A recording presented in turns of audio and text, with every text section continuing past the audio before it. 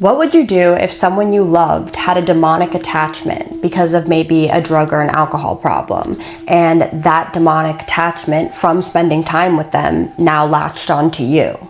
How would you handle that situation? Because that's what tonight's True Scary Story is about. Tonight's submitter wanted to remain anonymous, so I am going to call her Lacey. So for some background, Lacey meets this guy. They date for around 6 months, not long, but in that 6 months, they get pretty close. Now we're going to call him A for the story. During the peak of their relationship, they basically lived together, but she started to get these bad gut feelings that he was cheating. And every time she would get upset about this, she would call her best friend, and her best friend would just tell her that she was overreacting. So she relented because she had no reason to believe that he was cheating besides this gut feeling that she was having. So one day it gets really bad and she's bawling her eyes out, and she's at her house and she decides that she's gonna call A, and she wants him to come over because she needs to be comforted. He comes over, he comforts her, he stays the night. Around 4 or 5 a.m. she gets a follow request from his ex-girlfriend.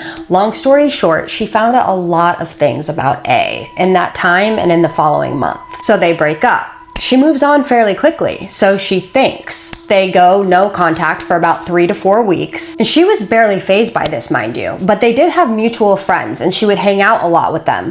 One day she's hanging out with her mutual friends and they decide that they're going to invite A over. So he comes over and they're drinking. Now she's hyper emotional because she's drinking, and seeing him brings some feelings up, and she then gets very emotional. She starts bawling her eyes out again, and he comforts her. Well, after that day, something strange happens. She cannot stop thinking about him. It is relentlessly in her head. She wants to reach out to him so badly. Finally, after 2 days of going through this, she finally reaches out to him, and they're now back in contact again. Now, they were just in contact at this time. They didn't see each other. They didn't see each other until about 2 weeks after they had made contact again. And this is when things start happening that she finds to be a little weird. So she sees him and he looks really bad. He was thinner than he should have been. He always had a baby face and like a rounded out face, but his face was like carved out hollow cheekbones. His eyes were sunken in, and he always had brown eyes, but they looked black to her. They looked very dark,